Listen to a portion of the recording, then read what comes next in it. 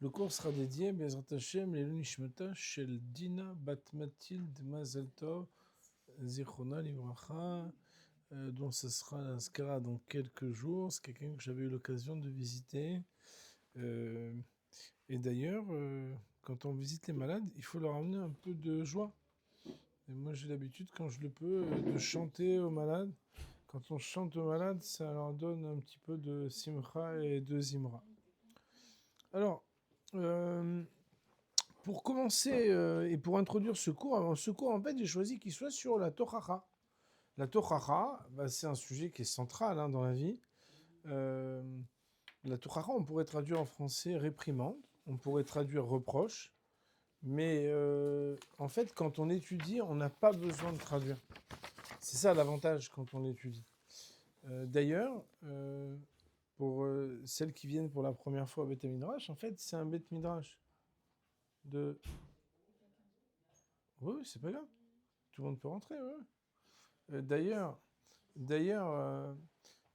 pour les personnes qui viennent pour la première fois dans un Beth Midrash, on étudie la Marshava. La Marshava, par rapport à la différence avec le Moussar, la Marshava qui veut dire la pensée, la différence entre le Moussar et la Marshava, je ne sais pas si ça vous a déjà été défini, c'est que le Moussar, on vous dit quoi faire et quoi pas faire de manière pratique. La Marshava, c'est plutôt réfléchir.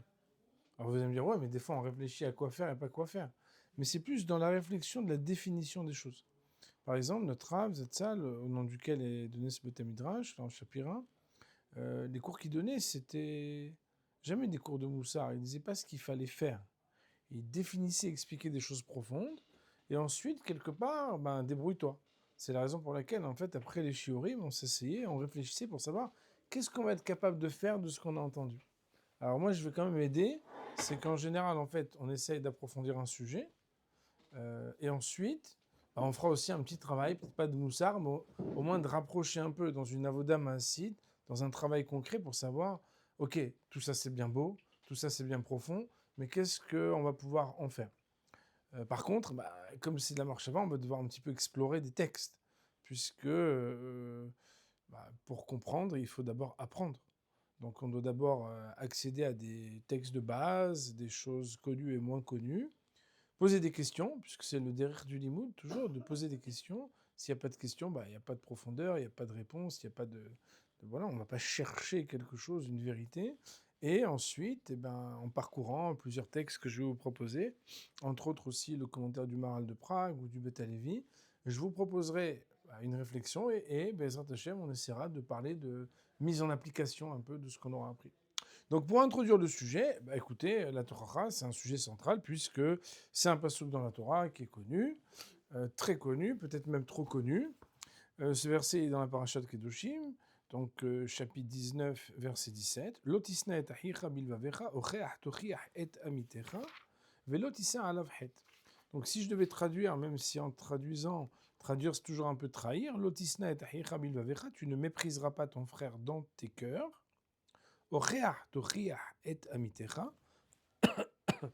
Réprimander, tu réprimanderas ton prochain. Amitecha, ça veut dire le juif. Velotissa alavhet, et tu ne porteras pas sur lui une faute. Et bien sûr, la composition a priori de trois choses. Un interdit qui dit ne pas mépriser, une mitzvah qui dit de réprimander, et un interdit de ne pas être chargé d'une faute. Demande à être exploré. Qu'est-ce que la Torah veut nous signifier ici? Alors, c'est le travail des sages du Talmud, de la Gemara, donc la Gemara dans le traité de Erin, très très connu, cette Gemara, on ne peut plus connu. D'ailleurs, il y a même des non-juifs qui ont volé, plagié une phrase très connue, puisque j'ai vu tout à l'heure en faisant une petite recherche qu'ils se l'approprient. Les Talmidim de Yeshua s'approprient une des phrases de cette Gemara, qui date d'il y a quand même un peu plus longtemps que ce qu'ils ont recopié. Toujours est-il que la Gemara donc pose la question. Il est écrit Lotisna et Ahicha. La Gemara elle dit Tanu Rabbanan, Lotisna et Ahicha, Bilvavecha, Yechol lo yakenu lo yisterenu, velo yikalkelenu. Est-ce qu'on est en train de nous dire ici qu'il ne faut pas le frapper, qu'il ne faut pas lui donner de claque, qu'il ne faut pas le maudire, on dit ah non, non, non. Parce que Talmud Lomar, Milvavecha, c'est marqué dans ton cœur. Et donner des coups de poing dans son cœur, c'est pas vraiment possible. Donc, comme j'ai de parler d'autre chose que donner un coup de poing, que donner un coup de pied. Alors, de quoi parle-t-on? La Gemara dit Sinache Balev Aktuv Medaber. On parle du mépris qui est dans le cœur. Et le mépris qui est dans le cœur est un interdit. C'est peut-être plus simple comme ça.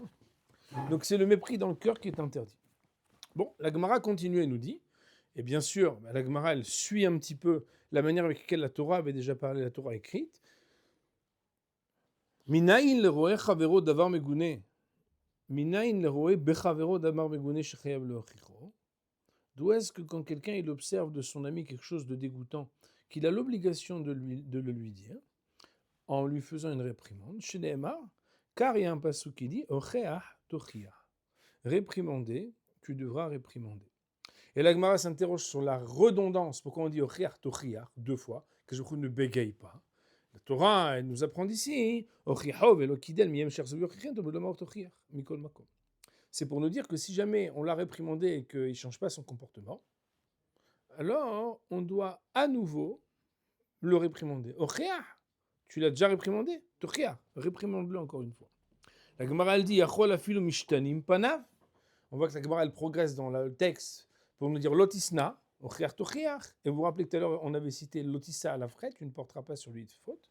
La Gemara nous dit Yachol afilu mishtanim panav. Est-ce que c'est même jusqu'à que son visage change? Talmud lomar lotissa à la frette. La Gemara nous dit c'est ça que le pasuk nous dit lotissa à la frette. Lotissa à la frette, ça veut dire ne porte pas à cause de ça, de faute, sous-entendu de faute, de lui avoir fait honte. Autrement dit, si on étudie le pasuk maintenant, on regarde la Torah orale, on regarde ce que la Gemara nous dit, nous avons un interdit de mépriser dans notre cœur. Nous avons la mitzvah de réprimander. Désolé. Donc, on a la mitzvah négative, lotisna et tahicham yavecha. On a la mitzvah de le réprimander. Et on a par contre l'interdit, à cause de cette mitzvah de Tochiach, de lui faire honte. Et d'ailleurs, c'est très intéressant, puisque ce n'est pas à propos de toutes les mitzvot que la Torah met en garde de savoir, et si tu l'as fait, ça n'a pas marché, alors comment tu fais? La Gemara ne dit pas ça. Si quelqu'un, par exemple, a mis cette filine ne sont pas en place, il doit les remettre aussi. Il y a énormément de choses qui sont réalisées d'une manière insistante. On voit ici comme si la Gemara, elle souligne déjà que les tochachot, c'est un sujet un peu compliqué. D'ailleurs, il y en a qui adorent faire des tochachot, mais très peu sont les personnes qui adorent qu'on leur fasse des tochachot. Et on va le voir, puisque dans le Rambam, c'est un sujet qui est écrit clairement noir sur blanc dans les lois de Teshuvah, parce que c'est un sujet qui est compliqué. En tout cas, on nous apprend ici qu'il y a une mitzvah de faire une tochacha. Je continue encore deux phrases dans la Gemara pour comprendre l'ambiguïté et la difficulté. La Gemara nous dit Tania, Rabbi Tarfon. Rabbi Tarfon de dire, donc c'est une braïta qui cite Rabbi Tarfon, qui dit Tmihani im yesh bedor hazeh shemekabel tochacha. Je serais curieux de savoir s'il existe dans notre génération quelqu'un qui sait recevoir et accepter une tochacha. Imamarlo tol. Alors bon, ici il y a plusieurs versions, pas très important, mais en tout cas. S'il lui avait dit Tol Kisam Imben Shinecha, si on lui avait dit tu as une petite paille entre tes dents, qu'est-ce que celui à qui on le dit va répondre? Amarlo Tol Koram Imben Enecha. Toi, tu n'as pas vu, tu as une poutre entre les yeux. Vous comprenez que poutre entre les yeux, ça veut presque dire que normalement tu ne pourrais pas voir ce que moi j'ai. Et de là, comme je vous ai dit, voilà, ils accordent ça carrément à un des apôtres pour dire que c'est lui qui aurait écrit une chose pareille, qu'en réalité, parfois, au lieu de se préoccuper de nos propres défauts, en fait, on critique les autres. Et la Gemara nous dit ici que le penchant de celui qui ne veut pas recevoir la Torah, c'est simple, qu'est-ce qu'il vous dit? Il vous dit, tu t'es pas regardé. Et d'ailleurs, vous savez que c'est un jeu de ping-pong qui est très facile. Pas besoin d'être uniquement passé par le lycée. À toutes les étapes de la vie, on sait qu'on n'aime pas les reproches et on n'aime pas les réprimandes. Donc ce sujet-là, en fait, alors juste continue. Donc ça, c'est pour celui qui Pour recevoir les tochachot, c'est compliqué. La Gemara nous dit, Amar Rabbi Elazar ben Azaria, Rabbi Elazar ben Azaria de dire, Tmiani miesh bedor hazeh sheyodea leochia. Je serais curieux de savoir si dans la génération, il y a quelqu'un qui sait faire les réprimandes. Donc on parle de la difficulté d'accepter les réprimandes, et on parle de la difficulté de celui qui pourrait faire les réprimandes. Et même que le Rambam écrit donc dans les lois de Déot que on est dans le pétrin. Puisque si on a Rabbi Tarfon, Rabbi Elazar ben Azaria qui nous dit que déjà à leur génération, avec on va dire un cercle quand même, cercle sérieux de Temnei Hachamim, de gens très bien, ils constatent la difficulté d'accepter les tochachot, de savoir les accepter et de savoir les faire. Alors quoi, donc cette mise elle n'existe plus, alors cette mise de la Torah n'existe plus. Qu'est-ce qu'ils veulent nous dire, Tmihani? Je serais étonné. Qu'est-ce que ça veut dire? Dans la halacha, puisqu'on est passé du Chumash, Torah écrite, la Gemara, la Torah orale, le Rambam, la halacha, nous dit que y a une mitzvah positive quand on voit un ami qui se comporte mal. Donc, quand on voit quelqu'un qui est en train d'aller dans un chemin qui est pas top, alors on a la mitzvah l'achziro le muta, on a la mitzvah de le ramener sur le droit chemin. Ou le odio chez ochote, en lui faisant savoir qu'il faut à la tzmo masav araim, shenemar tochiach tochiach tamitecha. Amochet et ravero ben dvarim sheben makom, que ce soit la mitzvah que ce soit d'un homme vis-à-vis de son prochain ou d'un homme vis-à-vis d'Hachem, tzara le ochicho beno le ben atzmo. Il faut lui faire de manière personnelle, pas devant tout le monde. Vidaber imo ben nahat, il faut lui parler de manière posée. Ou belashon raka, avec douceur. Yodio sheno omer lo ela letobato, en lui disant que c'est pour son bien qu'on lui parle. Ou l'avio lechayo olam haba, parce qu'on veut l'amener au olam haba. Im kibel umeno muta, s'il a accepté c'est bien. Vim lav yochiacho pam shnia shlishit, sinon il faut 2-3 fois. Pren tamid chayav lochichot shekeu achotev yomer lo ani shomer.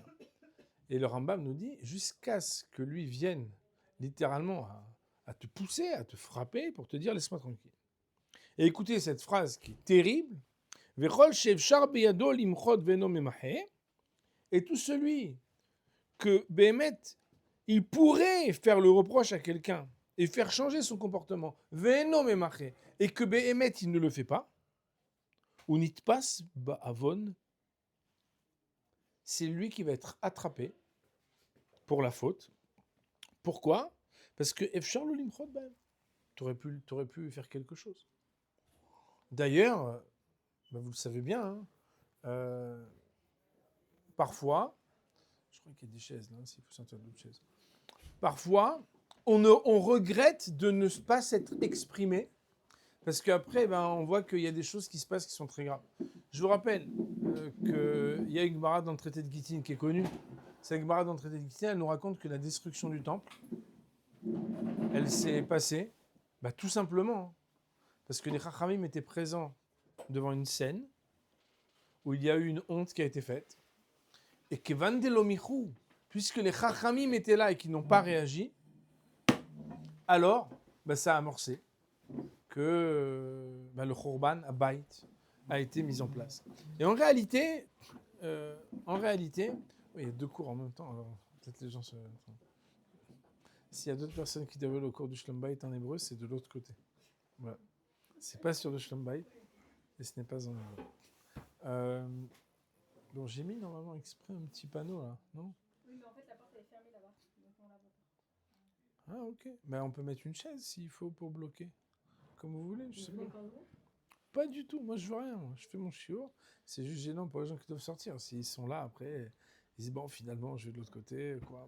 Ceux qui sont là, il faudra quand même attendre la fin, non je plaisante. Mais non, donc on apprend ici quelque chose de très important, j'étais en train de dire... Oui, qu'on voit que dans la Gemara de Gittin, quand les Chachamim ont vu quelque chose qui nécessitait une contestation, une protestation, et qu'ils n'ont pas fait, ça a coûté le Khorban Abayt. Donc quelque part, il y a ce qu'on appelle le sujet de la responsabilité. La réprimande et le reproche engagent à la responsabilité quand on est spectateur d'un comportement qui n'est pas convenable. Et pourtant, il y a un problème, c'est que, alors je crois que c'est marqué dans le Rambam dans la suite, il le dit, que les Gdolei HaChachamim, les plus grands maîtres, observaient la difficulté qu'il y avait à pouvoir accepter le reproche autant que à savoir comment faire le reproche. Bon, je ne veux pas trop amener de références, même si en fait c'est un cours où je dois fournir de sources. En fait, un cours de Torah, il n'est pas une invention d'un être inspiré. Il n'y a plus de névoie à Israël. Baruch Hashem, la Torah, il faut l'étudier. Il y a des textes, les choses sont écrites. Voilà, il faut apprendre les textes de base. Alors, on va voir tout à l'heure, mais si déjà on a analysé le texte du Chumash, il y a un commentaire extrêmement important du Ramban Nachmanide qui nous dit qu'on commence à parler du mépris dans son cœur, juste après quoi on enclenche en disant réprimander, il faut réprimander son prochain. Et le Ramban, très important de le savoir, nous dit que le seul moyen de ne pas mépriser quelqu'un dans son cœur, c'est de réussir à lui parler. Encore faut-il pouvoir et savoir comment lui parler, et que l'autre puisse recevoir ce qu'on va lui dire. Aujourd'hui, j'ai reçu quelqu'un, et personne, elle est en face d'un comportement insupportable. Insupportable. Et en plus, c'est quelqu'un de très proche de la personne, donc c'est très, très difficile.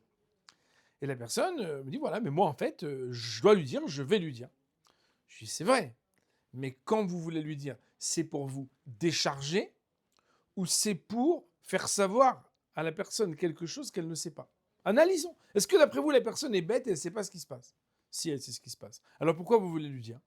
Parce que vous pensez à vous ne pensez pas à l'autre. Et je lui dis, vous savez, si vous avez un sac avec 50 kilos et vous le posez, si vous le posez sur le pied de l'autre, vous êtes très soulagé que les 50 kilos soient plus sur votre dos, mais sur le pied du prochain, ça peut faire très très mal. Donc en fait, il va falloir réfléchir aussi, parce que d'un côté, on doit fuir cet interdit qui s'appelle de mépriser dans son cœur, en même temps que on ne se défoule pas quand on fait Ochiar Tochiar. Donc on va devoir parler un peu de ce sujet. Alors, il y a, puisque la raison pour laquelle j'ai choisi ce sujet, un midrash dans notre paracha, qui est une des parachiotes les plus émouvantes de la Torah. C'est très émouvant. Je ne parle pas d'un film, hein, Prince d'Égypte, où je n'ai même pas vu ni quoi, mais qu'est-ce, mais j'ai déjà entendu les noms, mais en fait, je parle du Chumash. Bereshit, la Genèse, chapitre 45. On commence par un verset extraordinaire. Velo yachol Yosef leitapek lechol hanitzavim alav. Et Yosef ne peut plus se retenir devant tous ceux qui sont devant lui. Vaikra. Alors il a scandé, il a dit Otsi ou kolish me'alai. Faites sortir tout le monde. Velo amadish itobit v'da Yosef elehav. Il n'y avait personne, il était en solo, lui et ses frères, quand il leur a montré, il leur a révélé son identité. Et le texte nous dit, alors c'est émouvant, mais c'est littéralement émouvant, Vaïten et kolobifri. Yosef Hatzadik, aussi grand qu'il était, vice-roi d'Égypte, avec tout ce qu'il a vécu, toute sa force, il a levé sa voix, il a pleuré. Vaishmeo Mitzrayim Vashma Bet Paro. Tout le monde a entendu ce cri, ce gémissement. Vayomer Yosef Elehav, et Yosef de dire à ses frères, Ani Yosef Haod Avi Hai. Je suis Yosef. Haod, le He, en début de mot, est un interrogatif. Est-ce que Od est encore à vie, mon père Hai? Est-ce que mon père est encore vivant? Et quand il pose cette question, quand il déclare ce qu'il a dit, ses frères n'ont pas pu répondre parce que ils étaient totalement choqués de voir et de découvrir le visage, le vrai visage du roi d'Égypte, du vice-roi d'Égypte. Alors Yosef leur dit, rapprochez-vous, je suis Joseph, votre frère que vous avez vendu en Égypte, ne soyez pas triste, ne soyez pas en colère, parce que vous m'avez vendu. Parce que c'est pour permettre la subsistance. Le nom de la rigueur, c'est lui qui m'a envoyé l'Ifnechem. Et donc, après, il raconte et il reprend les épisodes. Sur ce texte de la Torah écrite, nous avons un midrash de la Torah orale. Le midrash Rabbah. Le midrash nous dit Vaïten et kolo bifri. Donc vous savez peut-être qu'en fait, de la même manière que dans la Gemara, on a des versets qui sont commentés par les Chachamim, qui sont les Tanaïm, dans les scripts de la Mishnah, dans le midrash Rabbah ou dans le midrash Tanchuma ou dans d'autres. En fait, on a aussi des versets. C'est chronologique selon les parachutes. Et quand on regarde, il y a ici le verset Vaïten et kolo bifri velo echleu chavla nototo. Et là, on a un maître qui s'appelle Abba Cohen Bardella, qui a une phrase qui est connue et qu'il faut étudier. Abba Cohen Bardella Amar, Oy lanu miyomadin, oy lanu miyomatochecha. Malheur à nous du jour du jugement, malheur à nous du jour de la tochaha, de la réprimande. Et là, il prend deux représentations qui viennent illustrer la gravité et le malheur de celui qui va avoir une tochaha. Pourquoi ? Bil'am, qui était le plus sage de tous les goïm, et quand son ânesse lui a fait une tochaha, il ne savait pas quoi faire. Décomposé. Yosef et Joseph, Ktanan shel Shvatinaya, il était le plus petit des frères. Alors c'est pas vrai, puisqu'il y avait Binyamin, mais le plus petit des frères par rapport à tous ceux qui étaient au-dessus de lui et qui étaient concernés par la Torah, puisque Binyamin n'était pas encore là. Velo ayu yecholim lamod bechtochahto. Et avec toute leur grandeur, leur aînesse, ce que vous voulez, ils n'ont pas pu être, alors qu'ils étaient ses aînés, supporter la Torah. Dit le Midrash, si déjà, dans un référentiel de chair et de sang, avec des hommes, avec des animaux, quand on est confronté à ce qui s'appelle la Torah, impossible de surmonter cette épreuve difficile, alors,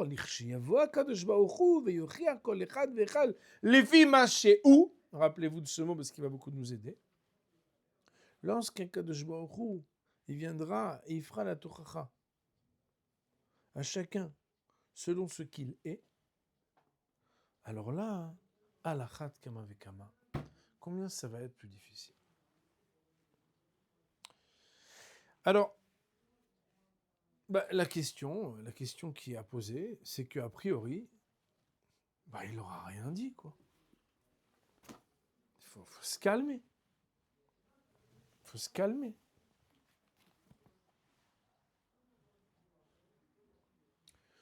Je reçois des personnes. Et parmi les personnes que je reçois, il y a une personne qui prend personnellement plus ou moins tout ce qui est dit autour de lui. C'est-à-dire qu'il fait un problème personnel comme s'il était coupable et responsable de tout ce qui se dit. Et un des points sur lesquels on a essayé de travailler, c'est que chaque fois qu'il interprète d'abord contre lui, je dis là... et donc lui, maintenant, termine en disant « Ouais, je l'ai pris Ishit au début. » Ishit, je l'ai pris personnellement au début. Et comme on a fait un travail, il arrive à dire « Mais en fait, c'est vrai que ça n'a rien à voir avec moi. » Ani Yosef Aod Avihai. Ça ne s'appelle pas une Tochaha. Il n'a rien dit. D'ailleurs, il pleure. Il leur dit, je suis Yosef. Est-ce que mon père est encore en vie? Ma Tochaha. Quelle Tochaha il y a ici? Il n'y a rien de spécial, ça va. Au contraire, il s'inquiète pour son père. Il n'aura pas dit, Ani Yosef, vous m'avez vendu. Comment vous avez pu faire ça? Vous êtes méchant. Il n'a rien dit. Ani Yosef, Aod Avihai. Et c'est là-dessus que le Midrash nous dit, Oy lanu miyomadin, Oy lanu miyomatochaha. Et en réalité, autour de cette question, qui est d'ailleurs beaucoup plus puissante et pertinente qu'on ne le pense, cette question, c'est la question du Bet Halevi, qui dit en plus, cette question à Aod Avihai, elle n'a aucun sens. Puisque quelques versets plus tôt, Yosef s'est renseigné de savoir si son père était encore en vie. Ils n'ont pas fait d'aller-retour entre-temps. Donc reposer, vous comprenez qu'en plus, vu combien il a langui son père, quand il a posé la question « Comment va mon père ?», il n'a pas du tout de risque d'avoir oublié ce qu'il avait demandé juste avant, en leur demandant à nouveau, encore une fois, « Mon père est vraiment en vie ?» les gars, ils avaient quand même très peur de lui quand il leur a posé des questions. Ils avaient un respect. Ils ne voulaient pas mentir. Donc pourquoi répéter à nouveau ce questionnement?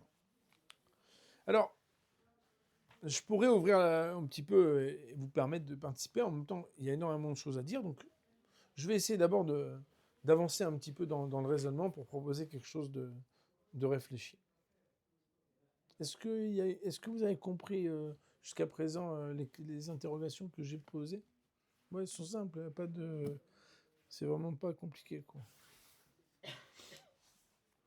Alors, pour comprendre en fait ce sujet, en fait, il faut définir ce que c'est une tochaha. Parce que nous nous trompons en fait. Euh, nous nous trompons en fait dans la manière avec laquelle on définit les mots en français, réprimande, reproche, etc. Le Maharal de Prague, alors bon, je ne suis pas un spécialiste du Maharal de Prague, mais je pourrais quand même un jour peut-être vous expliquer un peu la bibliographie, ses livres. Il y a un livre qui s'appelle Netivot Olam, qui est en 2 volumes, Netivot Olam Bet et Netivot Olam Aleph, et qui en fait est écrit de manière thématique. Ça veut dire que dans le premier volume, on a Netiv Torah, Netiv Avoda, Netiv Gunut Chasadim, un peu comme dans la Mishnah, sur 3 piliers le monde repose, Torah, Avoda, Gunut Chasadim. Mais ensuite, en fait, il y a énormément de thèmes, et aussi dans le deuxième volume. Et il y a d'ailleurs, donc par thème, il amène les Midrashim et les Gemarot, les versets dans Michelet, etc. Et il approfondit les thèmes pour définir des choses avec beaucoup de pensée, beaucoup de réflexion, beaucoup de philosophie. Philosophie, ça veut dire pensée juive, ça ne veut pas dire la philosophie. Et il y a dans Netiv HaTorah un verset qui va commenter, qui dit Omer la racha tzadikata yekoveu amim izaamu leomim. Lorsque quelqu'un dit à un rachat qu'il est tzaddik, il va être maudit par tout le monde va le détester. Velamochihim in'am. Par contre, ceux qui font la réprimande, eux, ils auront la neimut, ils auront l'agrément. Aleem tavo birkatov, et sur eux viendra la bonne bénédiction. En fait, pour pouvoir parler de la tochaha, il faut parler de son contraire. Le contraire de la tochaha, c'est la hanoufa. Hanoufa, ou hanifut, c'est la flatterie. C'est quoi la hanifut, la flatterie? Le Ben Ishraï donne un jeu de mots, comme il sait toujours le faire, pour décomposer hanoufa en 2 mots, quand on les écrit en 4 lettres, het, nun, pe, e, c'est hen, pe. Hen, c'est la grâce, pe, c'est la bouche. C'est quand on veut trouver grâce en disant des mots. Ça veut dire faire de la séduction et du charme. Ça veut dire flatter quelqu'un. Par exemple, quand on dit à quelqu'un « c'est délicieux » alors que c'était pas bon, on le flatte. Parce qu'il dit « si moi déjà que je trouve que c'est pas super, il m'a dit que c'était délicieux. » Alors ça veut dire que je suis encore meilleur que ce que j'imaginais. Et la même chose dans tous les domaines. Je ne vais pas prendre plus d'exemples, mais vous comprenez. Celui qui dit à un rachat qu'il est tzaddik, il fait de la hanifut, il fait de la hanoufa. Il veut le flatter, il veut trouver grâce à ses yeux. D'ailleurs, vous savez bien, normalement, quand on est bien éduqué, on fait des compliments. On dit toujours que c'est bon. Je me rappelle une fois, moi je me suis fait avoir, il y avait quelque chose que j'aimais pas du tout. J'étais jeune bachour à la yeshiva Abnei-Brak. Et j'ai dit à mon copain, comment je vais terminer mon assiette, je vais mettre du sel, du pain, comment je vais faire. Je dis, bon, vas-y, Ezrat Hashem, on va s'en sortir. Et à la fin, je dis, mais moi je venais d'arriver de France, donc on m'a appris des bonnes manières. Je dis, c'était très bon, merci. La personne, bien évidemment. C'est très bon. Eh ben, tu vas en prendre 2 de plus. Et moi, j'ai mon copain qui me regarde, et je lui dis, purée, j'ai déjà appelé tous les tzadikim, il n'en reste plus là. Comment je vais faire pour continuer encore à manger? Je ne peux plus supporter ce que j'ai fait. Mais en même temps, Magiani, bien fait pour moi. J'ai voulu faire le mitranef. Ouais, c'est bon, merci beaucoup. C'était super, c'était génial. Alors que Zelonacham. Seulement quand c'est pas trop bon, c'est pas de la riche haute, la pauvre. Elle a fait ce qu'elle peut, il a fait ce qu'il a pu. Ils ont fait à manger. Il y a des gens, ils ont appris. Il y a des gens, ils ont moins appris. Il y a des gens, ils ont du goût. Il y a des gens, ils ont moins de goût. Et j'ai pas dit Esphar du Ménage Ashkenazim, vous avez compris. C'est chacun par rapport à ce qu'il mange. Mais quand c'est un rachat, alors là, c'est différent. Pourquoi? Parce que quand c'est un rachat,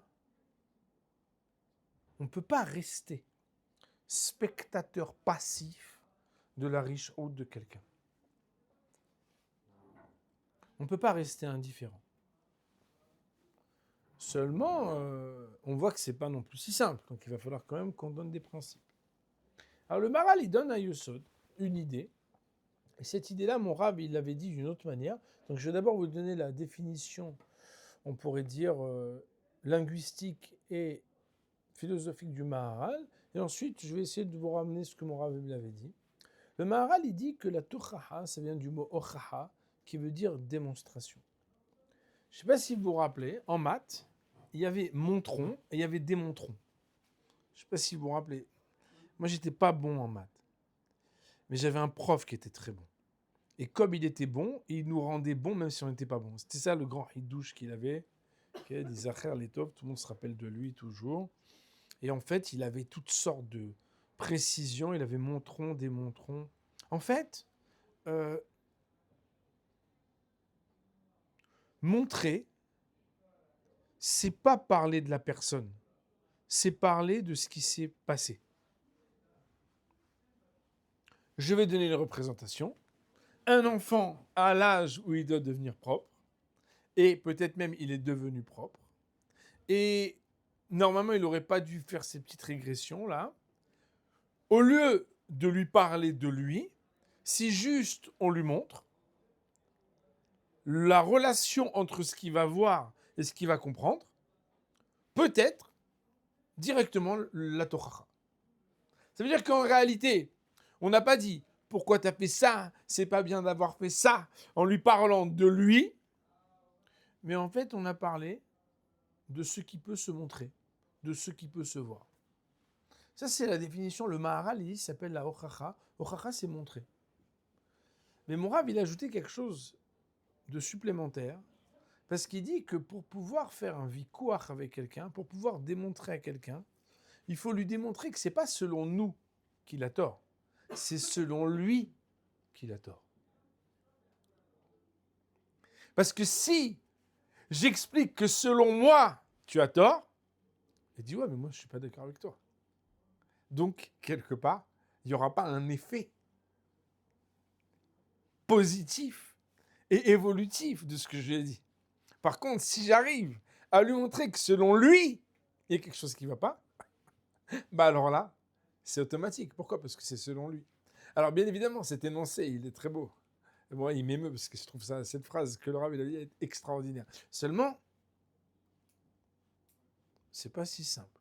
Quand on a en face de nous quelqu'un qui ne veut pas entendre, donc en face de lui montrer à lui, ben, il ne va pas vouloir. Alors, si vous lui montrez à lui selon vous, Non, selon lui, mais. alors, ça dépend.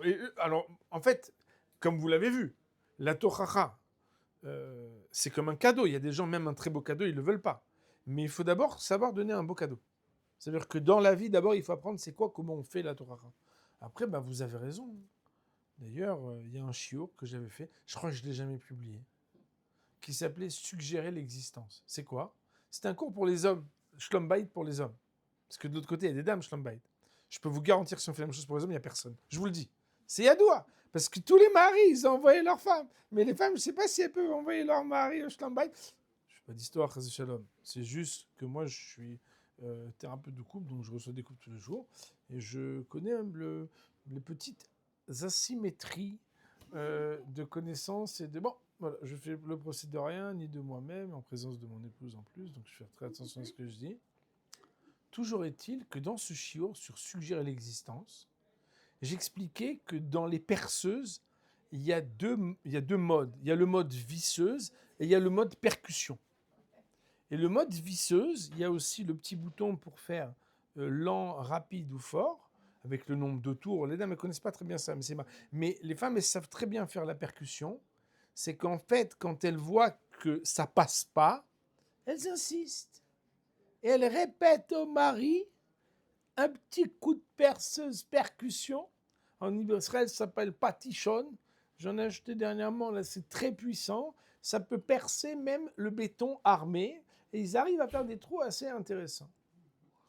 Et d'ailleurs, il y a comme ça donc un minhag. Alors, je ne suis pas en train de dire que c'est le minhag des dames. Je suis juste en train de dire que il y a quelque chose qui se passe, c'est que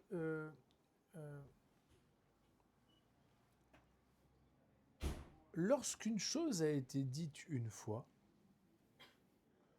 il n'y a pas de doute que la personne a entendu ce que tu as dit. Et d'ailleurs, on va essayer d'analyser, mais pourquoi la personne elle a du mal à accepter la Torah? Vous savez très bien, vous êtes sans Chas Shalom et Rochet Beksherim. Je ne suspecte personne. Je lis ce que la Gemara nous dit de Rabbi Tarfon et de Rabbi Elazar ben Azariah. On va dire qu'on n'est pas pire que ce qu'ils ont dit.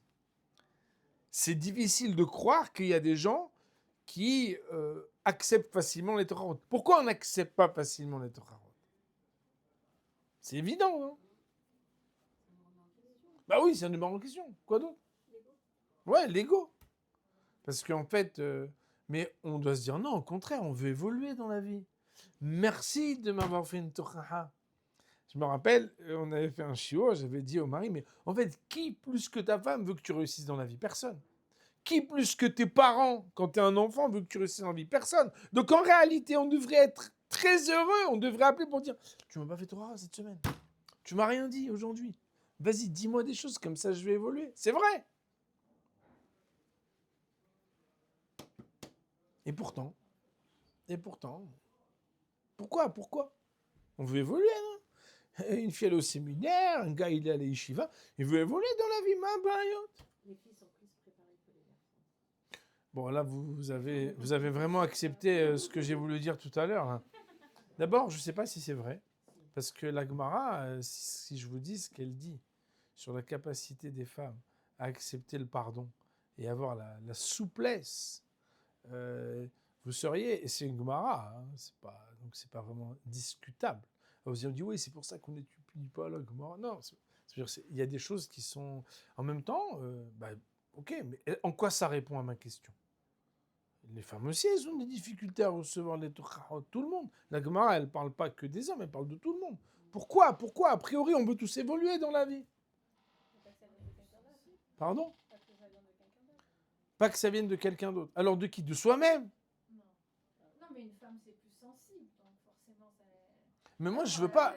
Attendez, moi, je parle pas des femmes et des hommes. Hein. Je prends leçon, je me fais à moi-même la Torah, que quand tout à l'heure j'ai fait une petite digression pour parler d'éducation, ne me ramenez pas ça, puisque la Gemara, quand elle parle, elle fait pas de différence au niveau des Torah entre les hommes et les femmes. Du tout. D'ailleurs, si c'est une question d'ego, il y a marqué nulle part que les hommes ou les femmes, ils ont plus ou moins d'ego. Ça dépend, ça veut rien dire. Pourquoi? Toujours est-il que quoi? Alors pourquoi on ne veut pas évoluer? Ma corépo. Alors en fait,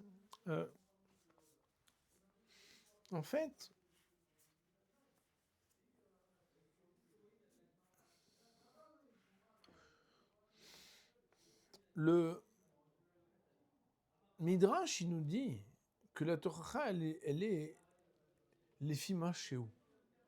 C'est-à-dire que dans la vie, en fait, chacun il a des objectifs personnels. L'objectif personnel, ça ne se discute pas. Pourquoi tu as décidé de devenir ceci ou de devenir cela? Chacun fait sa vie dans la vie. Chacun fait sa vie. Chacun a sa liberté. Bien évidemment, quand on voit un enfant qui fait des choix qu'il ne faut pas faire, on doit lui dire. Mais après qu'on lui ait dit, s'il s'inscrit dans une voie, c'est sa voie, c'est sa vie. Ça peut être un parent, ça peut être un frère, ça peut être un ami, ça peut être n'importe qui. C'est sa voie. Le seul endroit où on a le droit de lui parler, c'est dans sa voie à lui, est-ce qu'il respecte les principes qu'il s'est fixés. C'est ça, en fait, la Torah.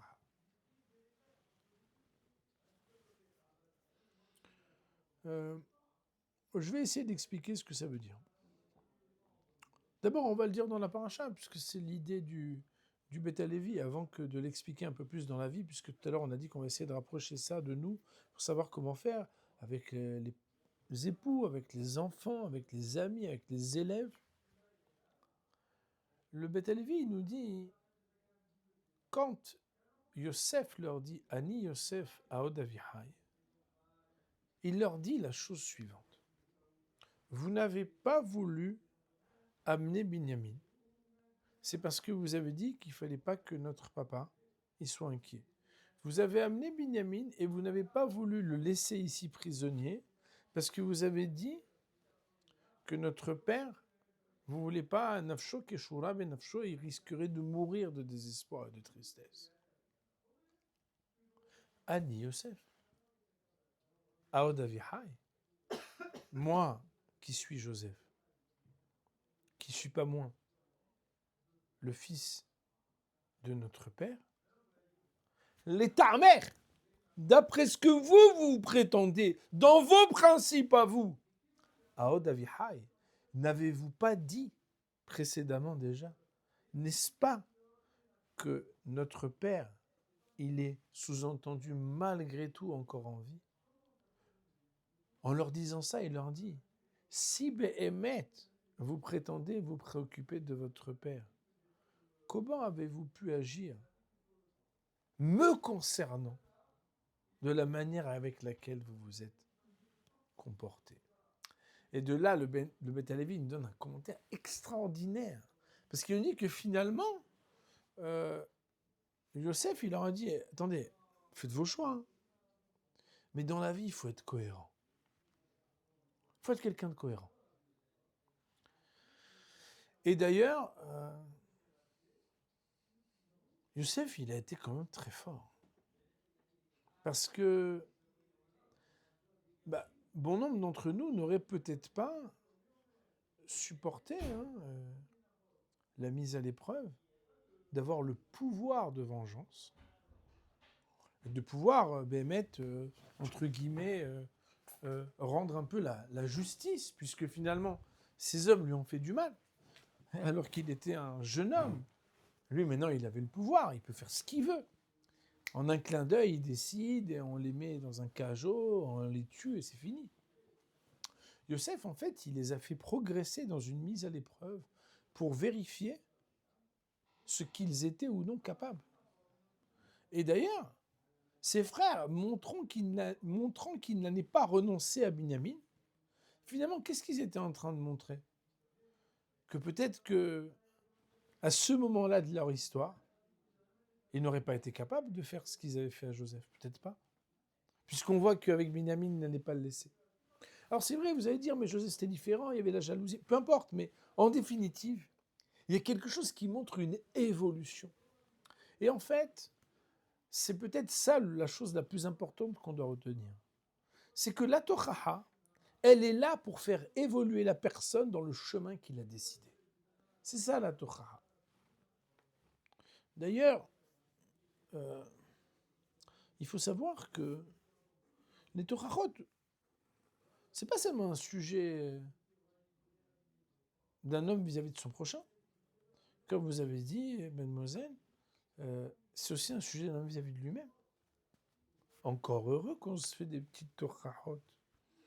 J'espère bien, hein, je ne vais pas poser des questions personnelles, mais j'espère bien que le soir, quand on va dormir, on se dit, j'en suis où? Qu'est-ce que j'ai fait de bien? Comment j'ai parlé? Comment j'ai prié? Qu'est-ce que j'ai pensé? Comment je me suis comporté? Encore heureux! Le vidouille, c'est pas juste un texte avec un geste, c'est aussi d'essayer de réfléchir sur la vie, essayer de se remettre en question. Mais ça veut aussi dire que là-bas aussi, c'est seulement quand c'est constructif, quand c'est positif, quand c'est dans la cohérence. Vous comprenez que quelqu'un qui voit un avraire Kollel, il lui dit « Toi, t'es même pas un aviateur. » Mais il lui dit « Par contre, si on dit « Toi, t'es pas un vrai avraire. » Attends, répète. Et là, la personne, elle est remise en question. Quelqu'un qui est médecin, on lui dit « Toi, t'es pas un bon médecin. » Quoi? Parce qu'en réalité, quelque part, la Torah, elle touche un projet qui est personnel. Et on ne peut pas toucher au projet de la personne. La personne, elle choisit, elle fait ce qu'elle veut dans la vie. C'est la raison pour laquelle la percussion ne sert à rien. Parce que finalement, la personne, à partir du moment où tu dis « Selon moi, dans le chemin que tu as choisi, il y a quelque chose qui n'est pas cohérent, qui n'est pas bon, qui n'est pas positif. » Une fois qu'on lui a dit, ça sert à rien de lui répéter. Surtout quand on parle de quelqu'un qui est intelligent. Il a très bien compris, hein, le gars. Ouais, mais je vais quand même le répéter. Misafek. Tu répètes pas pour son évolution. Tu répètes pour te décharger. Vous savez toutes. Des fois, on dit, chérie, t'arrêtes. Quand est-ce que tu vas changer? Regarde les enfants. Regarde ceci. Arrête. En réalité, ces choses-là, elles viennent de la volonté d'aider la personne dans son chemin. Ou des fois, malheureusement, c'est comme quand on fait une toukha à un élève. Des fois, un élève, on lui dit, t'arrêtes de... J'en ai marre, tu es... Et c'est là qu'on bascule, de l'enfermer dans quelque chose, de le condamner dans quelque chose, de le juger dans quelque chose, alors que la seule misère qui nous est donnée, c'est, avant toute chose, ne le méprise pas. Secondo, et l'insistance de l'aider dans son chemin. Tertio, fais bien attention à ne pas lui faire honte. La honte, c'est quand quelqu'un il est confronté au décalage entre ce qu'il aimerait devenir et ce qu'il n'arrive pas à devenir. C'est ça la honte. Exemple, quelqu'un est chanteur, il vient, tout le monde le regarde, il est dans un concert, tout le monde vient, on dit on va avoir un concert de folie, et il n'a pas la voix. Macaram et les gens ils opèrent, 20 000 personnes, tout le monde dit ouais, il ne peut pas. Décalage entre ce qu'il est et ce qu'il devrait être, il n'arrive pas. Mais évidemment, j'ai pris un exemple très simple. Mais ça peut être dans beaucoup de situations. En définitive, ça veut dire que le sujet de la Torah, c'est jamais un jugement, c'est jamais une accusation, ça peut jamais être méchant et ça ne doit jamais faire de peine. Au contraire, le passouk dans Michelet, il dit « Vela mochiahim in'am ». Il dit le Maharal de Prague, pourquoi on dit mochiahim au pluriel? Parce que normalement, quand on fait une Torah comme il faut, et celui qui fait la Torah et celui qui reçoit la Torah, les deux, ils sont heureux. Les deux, ils sont heureux. C'est un niveau, hein. C'est un grand niveau.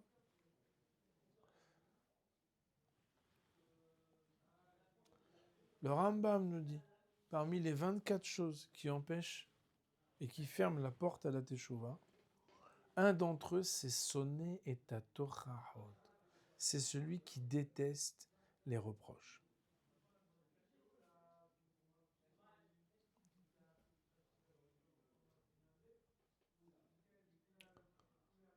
Mais en même temps, c'est tellement naturel de détester les Torahot. Et pourtant, s'il n'y a pas de Torahot, c'est sûr qu'on ne pourra jamais avancer. Comment on fait? Alors qu'est-ce qu'on propose? Qu'est-ce que vous proposez? C'est difficile quand même. Je vais vous dire quelque chose qui, moi, m'a fait beaucoup réfléchir quand j'ai étudié ce thème. C'est un thème qui est très présent quand on enseigne la Torah. Très présent. Hein. Parce qu'on en entend des bêtises et on en voit des bêtises et on doit, des fois, souvent, se taire alors qu'on a des choses à dire. D'ailleurs, il y a des fois où on est obligé de parler. Il est marqué dans Orchot Tzadikim, justement, sur le chapitre de la Chanifout. Orchot Tzadikim, il faut que vous sachiez, c'est un livre passionnant parce qu'en plus, il n'est pas signé. Je ne sais pas si vous imaginez la puissance. C'est-à-dire, c'est un livre extraordinaire. On ne sait pas ce qu'il a écrit. J'ai un ami qui est un très grand ami de Chacham. Il a écrit un livre. Il n'a toujours pas sorti. Et je lui dis, pourquoi tu ne sors pas? Il me dit, parce que je ne veux pas le sortir de mon vivant, parce que les gens ils vont me donner du kavod. Et c'est marqué dans tel et tel livre qu'il ne faut pas le faire de son vivant. Je dis alors, mais mon nom, c'est pas grave. Mais sors-le, tu as 500 pages sur un sujet que personne n'a exploré. Ça, bon, je vais supporter le... Bon, c'était pour rigoler, hein. Il n'a toujours pas sorti. Ochot Tzadikim, très beau livre, par thème, mamache. Non, on sait qu'il fait partie de la transmission, s'il y a pas longtemps, c'est pas qu'il est. Alors en général, on a une sorte de Kabbalah, d'acceptation. C'est quand un livre il a eu un tellement grand succès, c'est que la Siyata d'Ishmael l'a accompagné. Je vais vous donner un exemple, ok? C'est un shiur qui est sur mon site, sur Tutora. Donc, il y a j'aime beaucoup de cours. Hein, vous avez 3000 cours en ligne, vous pouvez écouter. Il y a un cours sur le Baal HaTurim. Le Baal HaTurim, c'est celui qui a écrit tous ces livres-là. Et bizarrement, il a écrit un commentaire sur la Torah tout petit. Et il a écrit un commentaire très grand sur toutes les halachot. Et le succès qu'il a eu dans l'un ou dans l'autre n'est pas logique. De la même manière, je ne vais pas citer, parce qu'il y a un livre qui ressemble au Mishnah Brura, qui a été écrit plus ou moins à la même époque ou un tout petit peu avant, qui n'a pas le même succès.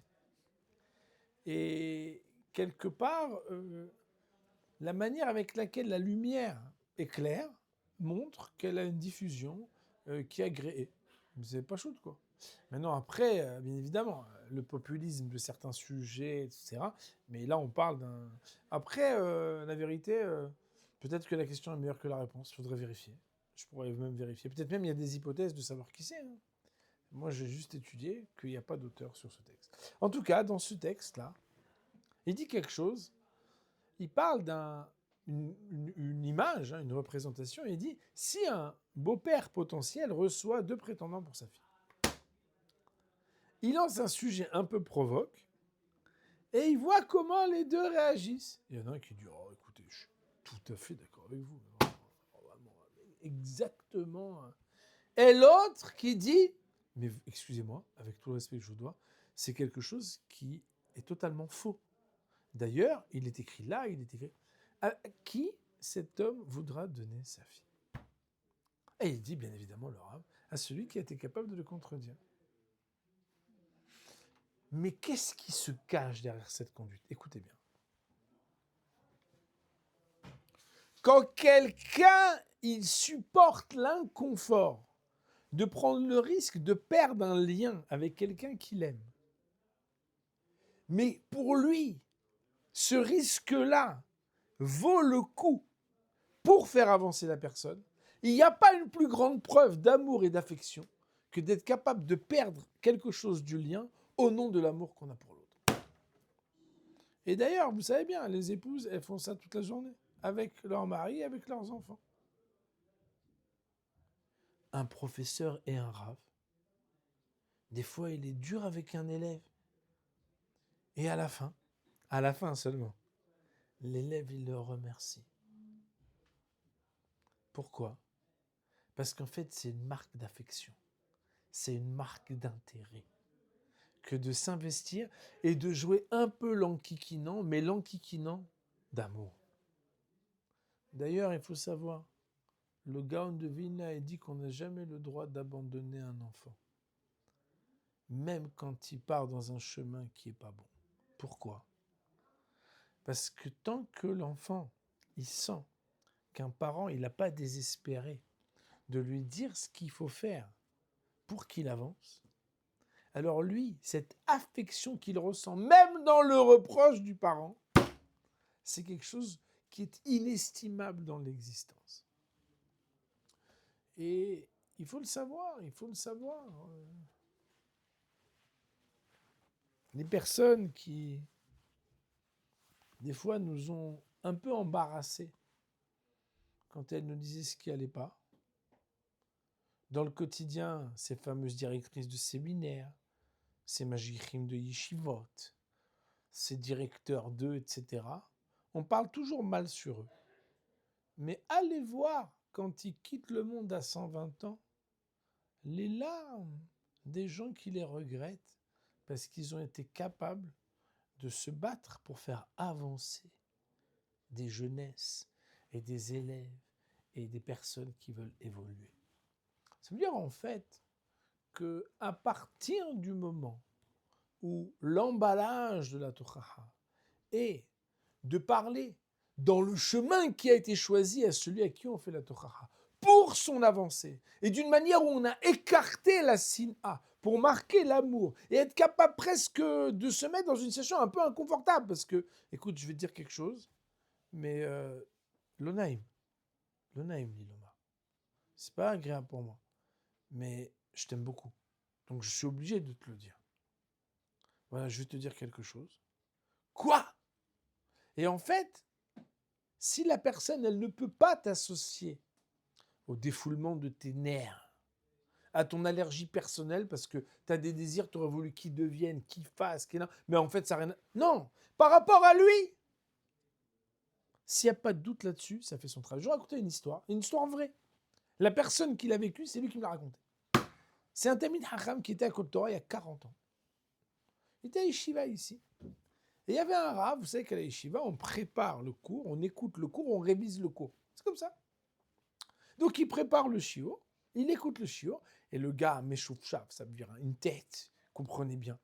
Le Rav, il vient le voir, et lui dit, l'après-midi, il lui dit, viens poser des questions sur le shiur.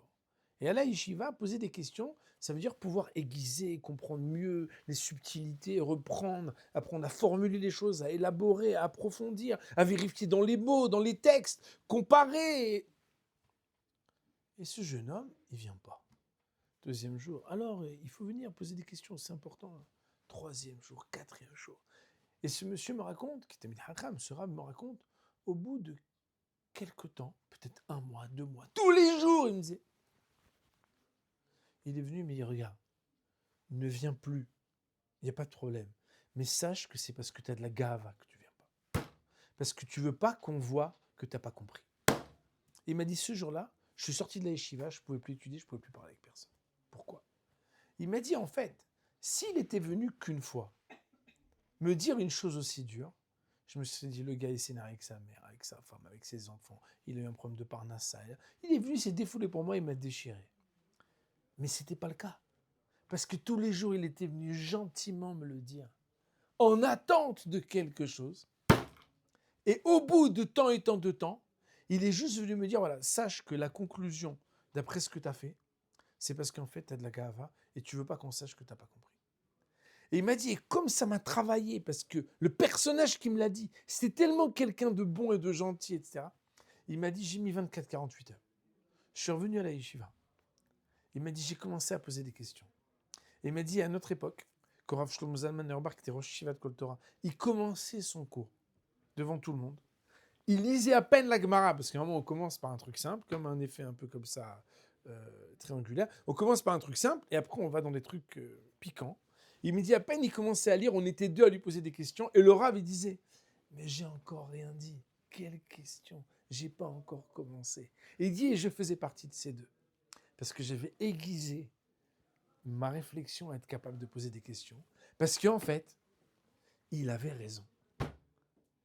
J'avais peur qu'on sache et qu'on m'enlève l'étiquette qu'on m'avait donnée du bachour brillant qui comprend tout, au point même que quoi?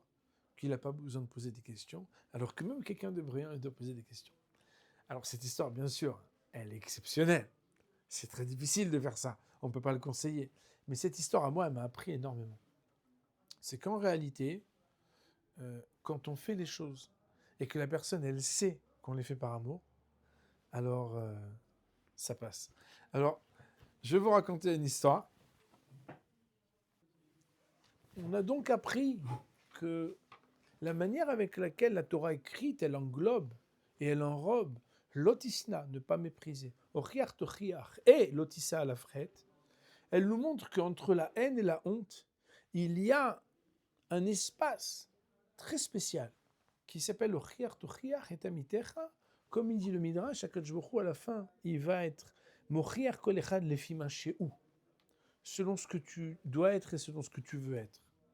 Et quand quelqu'un est dit là-dessus, laisse-moi tranquille, si la personne elle dit ça, c'est pas ce que je veux être, ça sert à rien de lui faire une tochaha, parce que c'est pas comme ça qu'on se comporte. Et ça, on l'apprend de Yosef Hatzadik. Voilà, on va dire Baruch Hanei Le'olam, Amen ve Amen. J'ai deux demandes à vous faire.